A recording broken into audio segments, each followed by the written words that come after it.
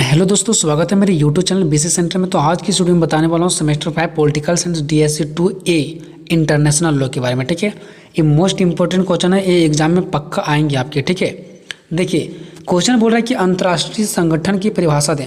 आपको पता है कि इंटरनेशनल ऑर्गेनाइजेशन मीन्स होता है अंतर्राष्ट्रीय संगठन, तो हमको इसमें पूरी पढ़ना अंतर्राष्ट्रीय संगठन के बारे में। ठीक है, तो अंतर्राष्ट्रीय संगठन का परिभाषा देना है, इसका प्राकृतिक के बारे में बताना है। प्राकृतिक मतलब इसका नेचर क्या है। ठीक है, जैसे हम कोई इंसान होता है ना कि दयावान इंसान होता है, किसी के प्रति बहुत अच्छा व्यवहार है उसका, तो कैसे बोलते रही उनका नेचर बहुत अच्छा है, कितना अच्छा से वो दूसरे के साथ बात करता है, उसका नेचर है ना। तो इसी प्रकार से अंतर्राष्ट्रीय संगठन का परिभाषा देना है, फिर उनका नेचर बताना है, उसका नेचर कैसा है, फिर उसके बाद बताना है इसका विकास का वर्णन कि इसका विकास कैसे हुआ होगा धीरे धीरे। ठीक है, तो सबसे पहले मैं आगे बढ़ने से पहले मैं इसका लॉजिक बता देना चाहता हूँ ताकि आपको हर एक चीज़ कंप्लीट हो जाए। ठीक है, देखिए अंतर्राष्ट्रीय संगठन, अंतर्राष्ट्रीय मीन्स होता है एक देश में नहीं, दो देश में नहीं, बल्कि जितने भी सारे देश हैं उसके बाहर रूप से। ठीक है, जैसे हमारे देश में जो कानून बनता है उसको बोलते हैं राष्ट्रीय कानून, और जो हमारे देश के बाहर से बनता है कि पाकिस्तान, भारत, नेपाल, जितने भी सारे देश हैं बिना अपने मर्जी से किसी के प्रति युद्ध नहीं करेंगे, तो ये नियम हो गया। तो क्या सिर्फ भारत के लिए वो नहीं, सब देश के लिए, तो ये अंतर्राष्ट्रीय नियम हो गया। तो अंतर्राष्ट्रीय मीन्स होता है बाहर। ठीक है, बाहर देश। ठीक है, और संगठन, संगठन मतलब क्या होता है? संगठन मतलब होता है कि जब कुछ लोग मिल करके एक साथ क्या होता है, इकट्ठा होते हैं और कोई नियम कानून के प्रति अपना बात विचार करते हैं, और एक साथ मिल करके मान लिया जाए कि नेपाल में और भारत में क्या करना है नहीं करना है, तो नेपाल और भारत के लोग मिल करके एक साथ इकट्ठा करेंगे और उसका नियम कानून कुछ बनाएंगे, तो होता है संगठन के लोग मिल करके उस नियम कानून के बारे में चर्चा करते हैं। ठीक है, तो होता है संगठन। तो हम लोग देखेंगे अंतर्राष्ट्रीय संगठन, यानी अंतर्राष्ट्रीय स्तर पर जो लोग बैठ करके बातें करते हैं। ठीक है, और वो भी क्या, नियम कानून की जो बातें करते हैं संगठन। तो हम लोग पहले ये समझेंगे कि आखिर क्यों ज़रूरत क्यों पड़ा होगा अंतर्राष्ट्रीय संगठन का, यानी अंतर्राष्ट्रीय स्तर पर लोगों को बैठ करके बातें करना, नियम कानून बनाना, रक्षा करना, क्यों ज़रूरत पड़ा होगा। तो यही सब चीज़ें देखने वाले। ठीक है, तो अंतर्राष्ट्रीय संगठन का मतलब ये आप लोग सीधा सीधी ये समझ जाएं कि हमारे देश में बहुत सारे लड़ाई चलता रहता है, हमारे देश में नहीं, बहुत सारे देश में लड़ाई चलता है। कभी पाकिस्तान से हो गया तो भारत से, कभी चीन भारत हो जाता है। ठीक है, बहुत तरीक़ा से लड़ाई चलते रहता है। तो इस लड़ाई को शांत कराने के लिए क्या भूटान की सरकार आएंगे? वो तो कहेंगे झारखंड, भारत और जो चीन लड़ रहा था, लड़ने तो हमें क्या दिक्कत है। तो इस प्रकार से दोनों तो लड़ते रह जाएंगे। तो ये सब देशों को, सभी देशों ने मिल करके एक संगठन बनाया है, सभी देशों ने मिल करके एक संगठन बनाया। किस लिए संगठन बनाया है? ताकि जब भी किसी भी देश पर कोई लड़ाई हो जाएगा तो वो संगठन उस पर फैसला करेंगे। हम लोग गांव में कैसे बनाते हैं एक मुखिया को, तो चलो गांव को छोड़ दो, हम लोग अपना टोला में, हम लोग अपने गांव में एक मैन आदमी को चुनते हैं ना। जब हम लोग को घर में लड़ाई हो जाता है, चाहे किसी से लड़ाई होता है, तो हम लोग को जब फैसला होता है तो उस सरपंच को बुलाते हैं, या तो हम लोग जो जिसको मैन मानते हैं कि ये फैसला करता है उसको बुलाते हैं, और 2-3 और भी बगल अगल का बुलाते हैं, और वो हमारा फैसला करता है कि नहीं करता है। वैसे ही हमारे जब देश में और किसी देश में जब लड़ाई वगैरह होता है ना, तो अंतर्राष्ट्रीय संगठन के जो लोग होते हैं ना, अंतर्राष्ट्रीय संगठन के जो लोग होते हैं वो फिर वहाँ पे जा करके दोनों देशों को समझाते हैं, उनको नियम कानून बनाते हैं। मतलब कहीं भी ये दोनों जो राष्ट्रीय संगठन के लोग होते हैं, अंतर्राष्ट्रीय संगठन के जो लोग होते हैं, कहीं भी किसी देश में लड़ाई होने नहीं देते हैं, और जो भी प्रॉब्लम होता है उसको सॉल्व करते हैं। ठीक है, और शांति रखते हैं, सुरक्षा करते हैं। मतलब जैसे पुलिस वगैरह कैसे सुरक्षा रखती है, वैसे अंतर्राष्ट्रीय संगठन के लोग भी क्या करते हैं, सुरक्षा रखते हैं। अब मान लीजिए भारत और पाकिस्तान के बीच लड़ाई होगी, तो वो कैसे सुरक्षा करेगा? तो वो सुरक्षा करेगा, वो इसका नियम कानून पर क्या करेगा, बताएगा इन लोगों की आप लोगों को ऐसा नहीं करना चाहिए, शांत रहना चाहिए, मतलब इन लोगों का फैसला कर देगा। अब बात करेंगे कि अंतर्राष्ट्रीय संगठन के लोगों को क्या फ्री में करते हैं क्या? तो अंतर्राष्ट्रीय संगठन के लोग फ्री में नहीं करते हैं। अंतर्राष्ट्रीय संगठन में जो लोग होते हैं ना, वो सभी देश के लोग वहाँ पे शामिल होते हैं। ठीक है, अंतर्राष्ट्रीय जो संगठन होता है, जैसे भारत के भी कुछ लोग होते हैं अंतर्राष्ट्रीय संगठन में, चीन के भी कुछ लोग होते हैं, पाकिस्तान के भी होते हैं, सारे देश का कुछ जो लोग होते हैं वो कहाँ पे जाते हैं, अंतर्राष्ट्रीय संगठन में जाते हैं। और वही लोग फिर मिल करके कहीं भी लड़ाई वगैरह होता है, कहीं शांति करना हो, सुरक्षा करना हो, तो वो लोग जाते हैं और शांति सुरक्षा करते हैं। ठीक है, अब भारत में ही अगर लड़ाई होगी अंदर में ही, झारखंड बिहार से, तो वो लोग नहीं आएंगे। जब देश से लड़ाई होगा ना, यानी बाहर से, तब वो आएंगे, क्योंकि ये अंतर्राष्ट्रीय संगठन है, तब वो लोग आते हैं और वहाँ पे शांति कराते हैं। ठीक है, तो आई होप आपको इतना देर तक समझ में आ गया होगा। ठीक है, अब चलते हैं, इसका आगे बढ़ते हैं। अंतर्राष्ट्रीय संगठन का अर्थ, अंतर्राष्ट्रीय संगठन ऐसी संस्था होती है, अंतर्राष्ट्रीय संगठन ऐसी संस्था होती है, ये क्या है, संस्था है जहाँ पे लोग रहते हैं और काम करते हैं, ठीक है। तो ऐसी संस्था होती है जो विश्व के विभिन्न देशों के लिए काम करते हैं। अंतर्राष्ट्रीय संगठन एक ऐसा संगठन है, ऐसा संस्था है जो विभिन्न देशों को, यानी कि अलग अलग देशों के लिए क्या करती है, काम करती है। किसी एक देश के लिए नहीं बल्कि हर एक देशों के लिए क्या करती है, काम करती है। इसके सदस्य भी अधिक होते हैं, इसका सदस्य तो अधिक होगा ही होगा क्योंकि पूरे देश में, पूरे विश्व में सभी देशों के लिए क्या करती है, संगठन बनाती है, सभी देशों को देखभाल करती है, लड़ाई होती तो उसे शांत दिलाती है, ठीक है। तो इसके सदस्य भी अधिक होते हैं और क्योंकि सारे देश से लोग यहाँ पे आते हैं। अब ऐसा नहीं कि सारे देश के लोग ही उठ के आ जाएंगे, अंतर्राष्ट्रीय संगठन में कुछ लोगों को भेजा जाता है, किसके द्वारा, वहाँ के सरकार द्वारा। जैसे अंतर्राष्ट्रीय संगठन में हमारे भारत सरकार द्वारा कुछ लोगों को भेजा जाएगा, यानी नरेंद्र मोदी अपने देश से कुछ लोगों को भेजेंगे कहाँ पे, अंतर्राष्ट्रीय संगठन में, और वही लोग वहाँ पे जाकर के काम करेंगे अंतर्राष्ट्रीय संगठन में। तो इसी प्रकार से हर देश अपना अपना सरकार भेजा होगा अंतर्राष्ट्रीय संगठन में। तो अंतर्राष्ट्रीय संगठन में सदस्य की जो संख्या होती है ना, वो बहुत ज़्यादा अधिक होते हैं, ठीक है। इनका कार्य क्षेत्र भी बड़ा होता है और इनका कार्य करने का क्षेत्र भी बड़ा होता है। क्या ये कुछ ही 4-5 देश में ही काम करेंगे, क्या, नहीं, बल्कि इनका सदस्य भी बहुत होते हैं, इनका कार्य क्षेत्र भी बड़ा होता है और ये एक देश में नहीं बल्कि बहुत सारे देशों में काम करते हैं। तो इसका कार्य करने का जो क्षेत्र होता है, जगह होता है, वो बहुत बड़ा होता है। अर्थात अंतर्राष्ट्रीय संगठन अंतर्राष्ट्रीय स्तर पर विवादों को सुलझाते हैं, यानी कि जो अंतर्राष्ट्रीय संगठन है ना, वो अंतर्राष्ट्रीय स्तर पर, यानी कि बाहरी स्तर पर क्या करते हैं, विवादों को, जो भी विवाद होता है उसे सुलझाते हैं, शांति सुरक्षा स्थापित करते हैं, एक साथ बनाने में महत्वपूर्ण भूमिका निभाते हैं, यानी सभी देशों जहाँ पे लड़ाई वगैरह हुआ उसे एक साथ करना, ठीक है। इनका बहुत ज़्यादा योगदान होता है, उसको शांति करने का काम करते हैं कौन, अंतर्राष्ट्रीय संगठन के सदस्य के लोग वहाँ पे जाते हैं, फैसला करते हैं उनका, ठीक है। अब इसके बारे में थोड़ा सा और कुछ जान लेते हैं कि विश्व में कुछ भी समस्या ऐसे होती है जिनका निपटारा कोई एक देश नहीं कर सकता। विश्व में ऐसा कभी समस्या आ जाती है जो कोई एक देश उसका निपटारा नहीं कर सकता। ऐसे में किसका जरूरत पड़ता है, अंतर्राष्ट्रीय संगठन का, क्योंकि अंतर्राष्ट्रीय संगठन एक ऐसा संगठन होता है जो हर देश पर काम करती है।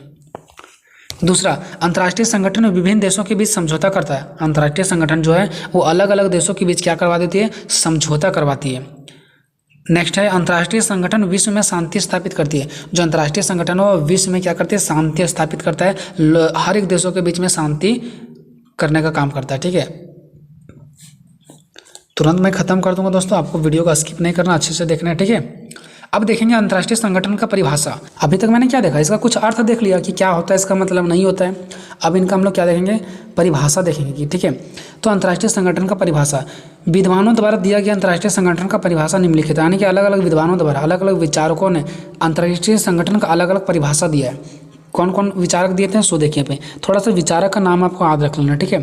पहला जो विचारक थे, पहला विद्वान थे, वो था टंकिन के अनुसार। टंकिन ने अंतर्राष्ट्रीय संगठन का कुछ परिभाषा दिया। क्या दिया, देखिए, इसने कहा अंतर्राष्ट्रीय कानून का परिभाषा देते हुए, सॉरी यहाँ पे अंतर्राष्ट्रीय कानून लिखा गया, ठीक है, यहाँ पे क्या होगा, अंतर्राष्ट्रीय संगठन, ठीक है। तो अंतर्राष्ट्रीय संगठन का परिभाषा देते हुए कहा कि अंतर्राष्ट्रीय संगठन राज्यों का ऐसा संगठन है, ठीक है, समझ रहे आप लोग। टंकिन ने कहा अंतर्राष्ट्रीय संगठन का परिभाषा देते हुए इसने कहा कि अंतर्राष्ट्रीय संगठन राज्यों का ऐसा संगठन है, क्योंकि किसके लिए संगठन है, राज्यों के लिए। राज्यों मतलब देश, देशों के संगठन है, देशों को एक साथ करने का प्रयास करते हैं ना। तो अंतर्राष्ट्रीय संगठन देशों का एक ऐसा संगठन होता है जिसकी स्थापना संधि मतलब क्या, समझौते के आधार पर होती है। समझ गए आप लोग, आने की यहाँ पे बोला जा रहा है अंतर्राष्ट्रीय कानून का परिभाषा देते हुए इसने कहा कि अंतर्राष्ट्रीय संगठन राज्यों का संगठन होता है। पहली बात समझ गए कि अंतर्राष्ट्रीय जो संगठन होता है वो क्या होता है, अंतर्राष्ट्रीय संगठन राज्यों का संगठन होता है, यानी कि कोई देश का संगठन होता है, देश को इकट्ठा किया जाता है इसमें, जिसकी स्थापना संधि मतलब समझौता, जिसकी स्थापना समझौते के आधार पर किया जाता है। देखिए, अब मान लीजिए दो देशों के बीच में अगर क्या करना है, एक साथ उन लोगों को क्या करना है, संगठन करना है, तो उनके लिए क्या किया जाएगा, समझौता किया जाएगा। समझौते के आधार पर संगठन किया जाता है, ना कि वैसे कर दिया जाएगा, तो समझौता किया जाता है, ठीक है। और जिसका उद्देश्य अंतर्राष्ट्रीय कानून के अनुसार अपने लक्ष्यों को प्राप्त करना होता है। अब देखिए यहाँ से क्या पता चला मुझे कि अंतर्राष्ट्रीय जो संगठन होता है वो राज्यों के लिए क्या कार्य करती है और राज्यों के बीच क्या करती है, समझौता करती है।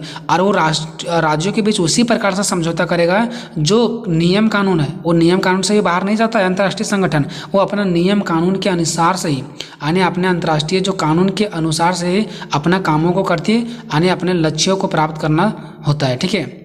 आने की उन लोगों को क्या करना होता है, जो नियम कानून है उसी के तहत रह करके एक दूसरे देश के बीच समझौता करना पड़ता है। ये नहीं कि वो भी अगर चाहेगी कि नियम कानून से हम बाहर होकर के किसी को समझौता करें। अगर नियम कानून में लिखा हुआ है कि आपको कोई लड़ाई लड़के समझौता नहीं करना है, तो इन लोगों का कर्म है कि लड़ाई लड़के इन लोग समझौता नहीं करेंगे, बल्कि इन लोगों अपना कानून के अनुसार से अपना लक्ष्य करेंगे, अपना काम करेंगे। ठीक है, इसने कहा, कौन, टंकिन ने कहा ऐसा। ठीक है, सिंपल सा लैंग्वेज है कि टंकिन ने कहा अंतर्राष्ट्रीय संगठन एक राज्यों का संगठन है जो समझौते के आधार पर उन लोगों का समस्याओं को सुलझाती है और यह नियम कानून को पालन करते हुए इन दोनों देशों के बीच समझौता करवाती है। दूसरा है पार्टर। पार्टर के अनुसार, पार्टर ने क्या कहा, इन्होंने कहा अंतर्राष्ट्रीय संगठन ऐसा संगठन होता है, ऐसा समूह होता है जो राष्ट्रों को एकीकरण करता है। राष्ट्र मतलब क्या, देश को एकीकरण करता है, मतलब देश को एक साथ बनाता है। ठीक है, तो एकीकरण का मतलब होता है देशों को जोड़ना, एक साथ करना। ठीक है, तो पार्टर ने कहा अंतर्राष्ट्रीय संगठन के तहत क्या होता है, देशों को एक साथ किया जाता है।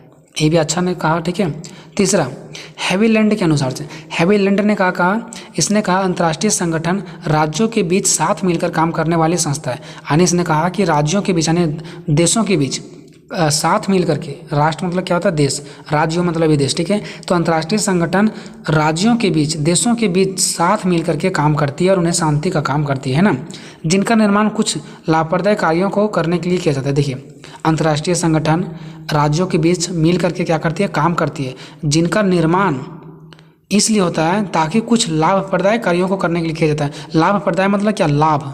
ठीक है, तो हैविलैंड ने कहा कि अंतर्राष्ट्रीय जो संगठन है ना, वो देशों के बीच, देशों के साथ मिल करके क्या करती है, काम करती है, शांति कराने का प्रयास करती है और उनका प्रयास ये रहता है कि उस कार्य से कुछ ना कुछ लाभ मिले। अब ऐसा थोड़ी ना कि वो लोग शांति कराने के लिए आएंगे और कुछ लाभ नहीं मिलेगा, शांति कराने के लिए आएंगे और घूर के चले जाएंगे और इनके बीच शांति भी नहीं करेगा, तो ऐसा नहीं होता है। इसने कहा कि इनके बीच, जो इनके बीच है वह साथ मिल करके काम करती है और कुछ ऐसा करती है जिससे उसका लाभ हो, या तो शांति उसको करा देंगे या तो उन लोगों जो क्षति होने वाला है वो क्षति नहीं होने देंगे। तो इस प्रकार से उन लोगों का क्या हो जाएगा, कुछ ना कुछ तो लाभ जरूर होगा, लड़ाई लड़ने से बचिए, तो शांति करवाती है और मिल करके सभी देशों के साथ। ठीक है, तो यहाँ तक आप लोगों ने देख लिया, तीन विचारकों ने परिभाषा दिया किस प्रकार से। अब हम कह सकते हैं कि उपयुक्त परिभाषाओं से निम्नलिखित निष्कर्ष निकलता है। यानी ऊपर में जो तीन लोगों ने परिभाषा दिया, इससे मुझे इससे जो ऊपर भाषा दिया, वो लोगों ने परिभाषा दिया है, उससे हम बहुत सारे निष्कर्ष निकाल सकते हैं। क्या निकाल सकते हैं, हम कह सकते हैं कि अंतर्राष्ट्रीय संगठन राज्यों को एकीकरण वाला एक संगठन। अभी मैंने बोला ना, एक विचारक ऐसा बोला था ना कि जो अंतर्राष्ट्रीय संगठन है वो राज्यों को एक साथ करने वाला एक संगठन है। दूसरा, इनका स्थापना इसलिए किया जाता है ताकि विश्व में शांति हो और सुरक्षा हो। ठीक है, तो हम लोगों ने यहाँ से क्या देखा कि जो ऊपर विद्वानों ने परिभाषा दी है उससे हम कह सकते हैं कि अंतर्राष्ट्रीय संगठन जो होता है वो देशों को एक साथ करती है। और दूसरा मैंने ये देखा कि अंतर्राष्ट्रीय संगठन विश्व में शांति स्थापित करती है और लोगों मतलब देशों को सुरक्षा प्रदान करती है। ठीक है, अब नेक्स्ट देखते हैं अंतर्राष्ट्रीय संगठन के प्राकृतिक। देखिए, प्राकृतिक मतलब होता है विशेषता, नेचर। ठीक है, कि उस व्यक्ति का नेचर कैसा है, नेचर मतलब उसका विशेषता। ठीक है, तो यहाँ से आप लोग देख सकते हैं। नेक्स्ट है नंबर 1 में देखते हैं इसका कि विशेषता क्या है, इसका प्राकृतिक क्या। तो संप्रभु राज्य सदस्य के रूप में, संप्रभु राज्य सदस्य के रूप में। अब ये संप्रभु राज्य क्या होता है, संप्रभु राज्य मतलब देखिए, राज्य मतलब आप लोग देश जानते हैं, तो संप्रभु देश है ना। संप्रभु क्या होता है, संप्रभु देश वो देश होता है जो अपने क्षेत्र में काम करने के लिए स्वतंत्र होती है। जैसे भारत एक संप्रभु देश है, संप्रभु राज्य है। कैसे, भारत अपने देश में, जहाँ तक भारत फैला हुआ है वहाँ तक में भारत जो चाहेगा वो कर सकता है। दूसरे देश में इसको कुछ भी करने का अधिकार नहीं है, अपने देश में जो भी चाहे वो कर सकता है। ठीक है, तो जो भी देश अपने देश में जो भी चाहे वो कर सकता है तो उसी को बोलते हैं वो संप्रभु राज्य है। पाकिस्तान भी अपने आप में संप्रभु राज्य है, चीन भी अपने आप में संप्रभु राज्य है, क्योंकि वहाँ का सरकार अपनी मर्जी से जो वो चाहे वो कर सकती है, लेकिन दूसरा देश में नहीं करेगी, तो इसी को बोलते हैं संप्रभु राज्य। तो अंतर्राष्ट्रीय संगठन जो है ना वो एक संप्रभु राज्य सदस्य के रूप में है। अब कैसे संप्रभु राज्य सदस्य के रूप में, हम चलो आगे देखते हैं। अंतर्राष्ट्रीय संगठन का सदस्यता केवल संप्रभु राज्यों को प्राप्त है। देखिए, अंतर्राष्ट्रीय संगठन का सदस्यता केवल वही ले सकता है जो संप्रभु राज्य हो, यानी वह राज्य जो अपने देश का निर्णय खुद लेता है, वो देश सिर्फ अंतर्राष्ट्रीय संगठन में शामिल होगा, नहीं तो नहीं होगा। मतलब इस यहाँ पे ये समझिए कि अंतर्राष्ट्रीय संगठन कौन चलाता है, हर देश के लोग वहाँ पे जाकर के चलाते हैं, कोई एक तो आदमी चलाता नहीं है। तो अंतर्राष्ट्रीय संगठन में वही लोग जा सकते हैं, वही देश के लोग जा सकते हैं जो देश संप्रभु देश हो, संप्रभु देश मतलब क्या, वैसा देश जहाँ पे वहाँ का जनता लोग, वहाँ का सरकार जो चाहे वो कर सकती है। अब मान लो वहाँ का राजा का शासन है तो वहाँ का जनता जो चाहेगी वो नहीं कर सकती। इसका मतलब क्या हुआ कि वहाँ पे कुछ ना कुछ पाबंदी लगा हुआ है, ठीक है। तो ऐसे लोग अंतर्राष्ट्रीय संगठन में शामिल नहीं होगा। मतलब जो लोग खुल करके आज़ादी हैं, ठीक है, वही लोग अंतर्राष्ट्रीय संगठन में शामिल हो सकते हैं। संप्रभु मतलब क्या होता है, खुल करके आज़ादी, जो वो चाहे वो कर सकता है। तो अंतर्राष्ट्रीय संगठन में कहा गया कि वही लोग सदस्य के रूप में आ सकते हैं जो संप्रभु राज्य हो, यानी कि संप्रभु राज्य सदस्य के रूप में, है ना। अंतर्राष्ट्रीय संगठन में कहना है कि अंतर्राष्ट्रीय संगठन में वही लोग आ सकते हैं, ठीक है। तो यहाँ से आप लोगों ने क्या समझ गया कि संप्रभु राज्य सदस्य के रूप में, यानी सदस्य के रूप में वही आ सकते हैं जो संप्रभु राज्य हो, यानी कि वही सदस्य अंतर्राष्ट्रीय संगठन में शामिल हो सकते हैं जो देश संप्रभु राज्य, यानी कि जो अपने आप में खुद फैसला लेता हो, जो अपने देश में कुछ भी करने के लिए स्वतंत्र है। अगर कहीं पाबंदी लगा हुआ है तो वहाँ के सदस्य लोग अंतर्राष्ट्रीय संगठन में नहीं आ सकते हैं। ये पहली विशेषता है अंतर्राष्ट्रीय संगठन।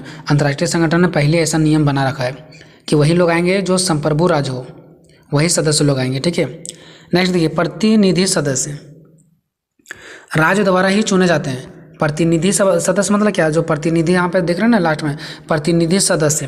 प्रतिनिधि सदस्य मतलब जो अंतर्राष्ट्रीय संगठन के में जो सदस्य लोग जाएंगे वो होते हैं जो राज्य द्वारा ही चुने जाते हैं।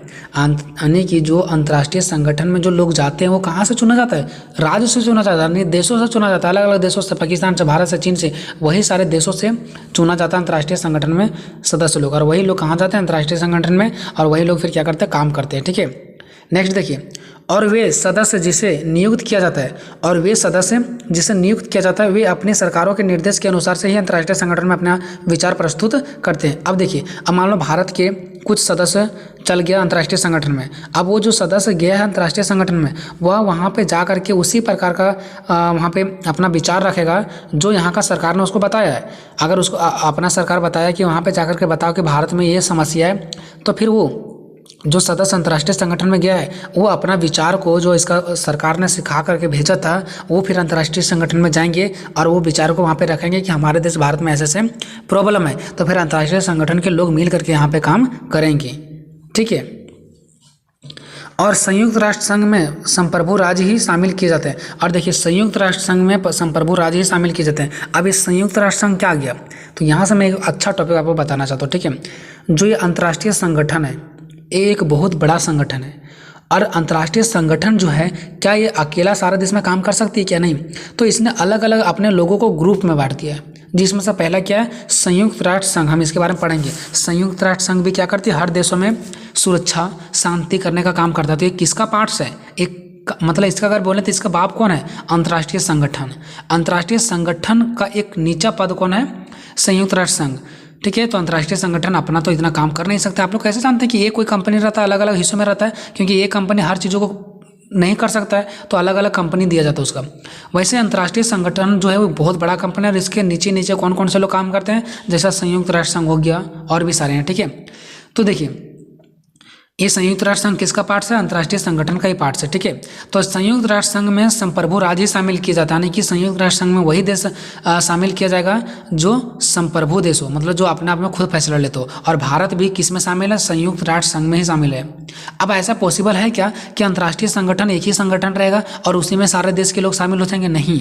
अंतर्राष्ट्रीय संगठन जो होता है वो अपना अपना अलग अलग ग्रुप में बांटा हुआ है, और एक ग्रुप में कुछ लोग शामिल हैं, एक ग्रुप में, दूसरा ग्रुप में कुछ 10-15 देश शामिल है, तीसरा ग्रुप में 50 देश शामिल है, छठा ग्रुप में, सातवां ग्रुप में, ऐसे ऐसे ग्रुप में हर देश शामिल होते गए। अब एक ही ग्रुप में सारा देश शामिल हो जाएगा और वही अंतर्राष्ट्रीय संगठन एक ही को रहेगा, पूरा देश में काम करेगा, ऐसा पॉसिबल नहीं है। इसलिए अलग अलग भागों में बांट दिया गया है। तो भारत किस अंतर्राष्ट्रीय संगठन में शामिल है, तो संयुक्त राष्ट्र संघ के संगठन में क्या है, भारत शामिल है। यानी कि भारत और अगर पाकिस्तान के बीच में अगर कोई लड़ाई हो जाता है ना, तो यहाँ शांत करने के लिए कौन आएगा, अंतर्राष्ट्रीय संगठन के छोटा पद कौन, संयुक्त राष्ट्र संघ, ठीक है ना। अब दूसरा देखते हैं अंतर्राष्ट्रीय संगठन का विशेषता यानी कि नेचर, ठीक है, यानी कि प्राकृतिक।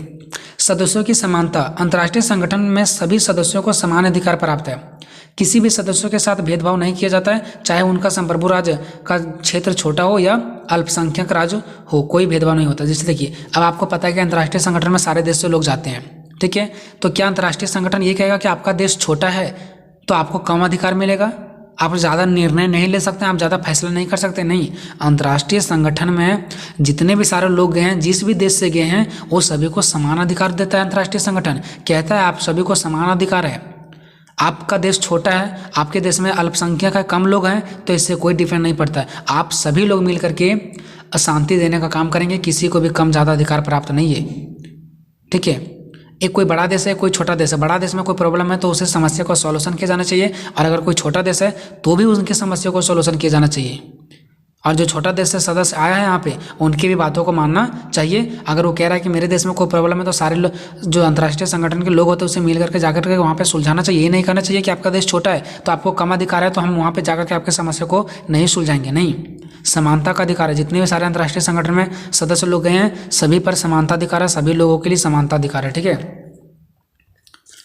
अब चलते हैं तीसरा, विश्व व्यापार में अंतर्राष्ट्रीय संगठन की भूमिका। देखिए, विश्व के व्यापार में भी अंतर्राष्ट्रीय संगठन ने बहुत ज़्यादा भूमिका निभाया है। विश्व व्यापार में अंतर्राष्ट्रीय संगठन प्रत्यक्ष और अप्रत्यक्ष दोनों रूप से समान भूमिका निभाते हैं। प्रत्यक्ष मतलब होता है सामने जा करके, आप प्रत्यक्ष मीन्स होता है मतलब सामने ना जा करके। जैसे प्रत्यक्ष मीन्स हो गया, अगर मैं आपको यहाँ पे सामने में पढ़ाता, आप प्रत्यक्ष मीन्स हो गया कि मैं आपको मोबाइल के द्वारा पढ़ा रहा हूँ, ठीक है। तो विश्व व्यापार में अंतर्राष्ट्रीय संगठन ने मुख्य भूमिका निभाया, कुछ सामने जा करके तो कुछ मतलब दूर रह करके, ठीक है। यानी कि इनका संगठन होने की वजह से विश्व का व्यापार बढ़ने लगा, क्योंकि एक दूसरे देश से संगठन होने लगा, लड़ाई कम होने लगा, और नियम कानून बनाए जाना लगा कि एक देश से दूसरे देश में व्यापार कैसे होगा, एक देश से दूसरे देश में कोई भी चीज़ों को कैसे भेजा जाएगा, ठीक है, कैसे बेचा जाएगा, इस सब पर नियम बनने लगा। तो अंतर्राष्ट्रीय में जो व्यापार होने लगा ना, वो बढ़ने लगा। किसके देन से? अंतर्राष्ट्रीय संगठन के देन से। अगर वही नियम कानून नहीं होता तो हमारे देश से उस देश में जाते तो हो सकता छीन जाता, हो सकता है हमें मारपीट दिया जाता।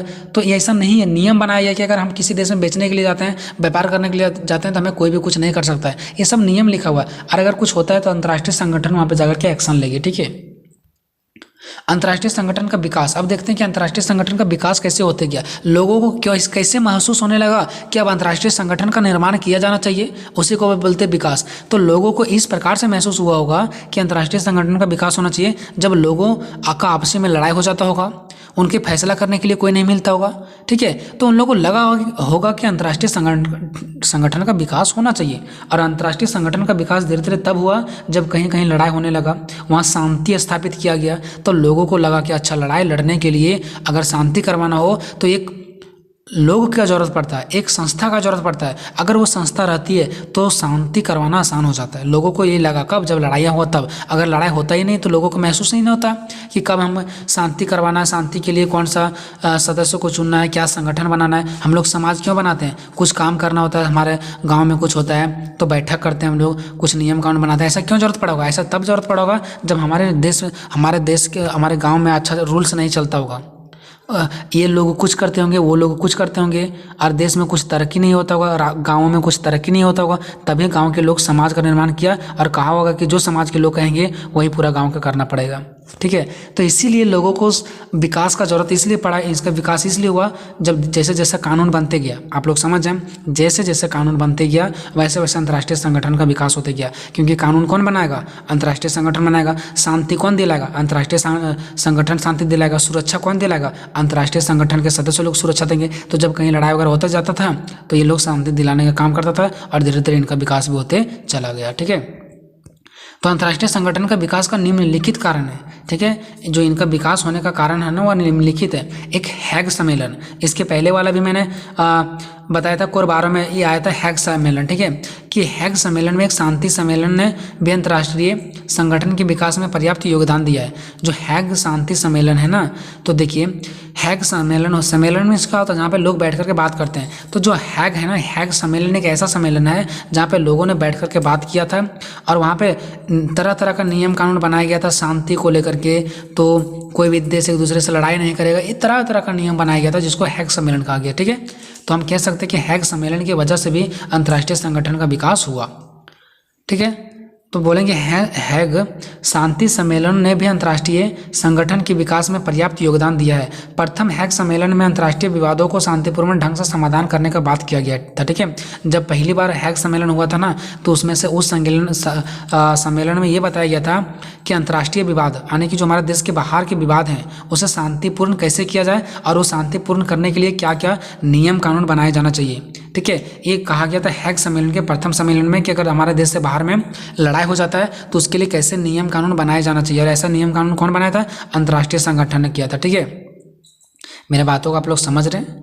ठीक है, हैग सम्मेलन में ये बताया गया था कि जब हम लोग के बीच लड़ाई हो जाएगा, ठीक है, या तो फिर अंतर्राष्ट्रीय स्तर पर लड़ाई होगा यानी कि देश से बाहर में लड़ाई होगा, तो उसे शांति किया जाना चाहिए ना, तो उसे शांति के लिए एक नियम बनाया गया था उसी दिन।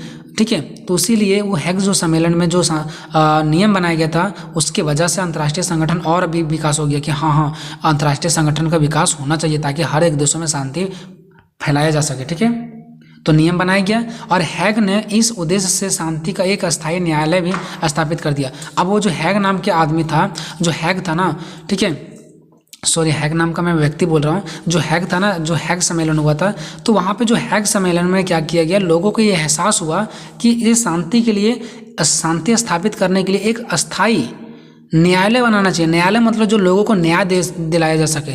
और इसी प्रकार से जब वहाँ पे हैग सम्मेलन हुआ, वहाँ पे नियम बनाया गया कि जब बाहरी विवाद होगा, बाहर देशों से लड़ाई होगा, तो वहाँ पे शांति कैसे किया जाएगा, तो इस पर नियम बन गया। और वो नियम ही नहीं बना बल्कि एक न्यायालय भी बना जो लोगों को न्याय दिला सके, एक दूसरे देश को न्याय दिला सके। और धीरे धीरे इसी प्रकार अंतर्राष्ट्रीय संगठन का विकास होते गया।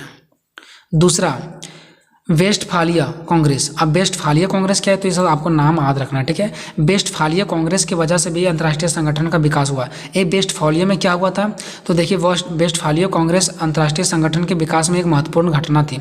देखिए वेस्टफालिया कांग्रेस एक घटना थी जो कि अंतर्राष्ट्रीय संगठन के विकास में वेस्टफालिया कांग्रेस को एक महत्वपूर्ण घटना माना जाता है। क्यों? क्योंकि सच्चे अर्थों में अगर कहा जाए ना, तो अंतर्राष्ट्रीय का संगठन शुरुआत यहीं से हुआ है। कैसे हुआ, सो देखिए वेस्टफालिया कांग्रेस जो है ना, वो एक ऐसे घटना था जहाँ पे उस घटना में बहुत सारे नियम कानून बनाया गया था, बहुत सारे नियम कानून बनाया गया था। ठीक है, कोई एक नियम कानून नहीं, बल्कि इस घटना में जब ये घटना घटा था तो उसके बाद बहुत सारा नियम कानून बनाया गया था। और ये नियम कानून इतना सारा बना, तभी से लोगों को लगा कि अंतर्राष्ट्रीय संगठन का एक मतलब एक हमारे देशों के लिए, हर एक देशों के लिए अंतर्राष्ट्रीय संगठन होना चाहिए जो सभी देशों के लिए काम करेगी। ठीक है, तीसरा 19वीं शताब्दी और 20वीं शताब्दी। 19वीं और 20वीं शताब्दी जो है उसको भी अंतर्राष्ट्रीय संगठन के विकास में महत्वपूर्ण योगदान माना गया है। क्योंकि 19वीं और 19वीं और 20वीं शताब्दी है ना, इसमें तरह तरह का नियम बनाया गया था।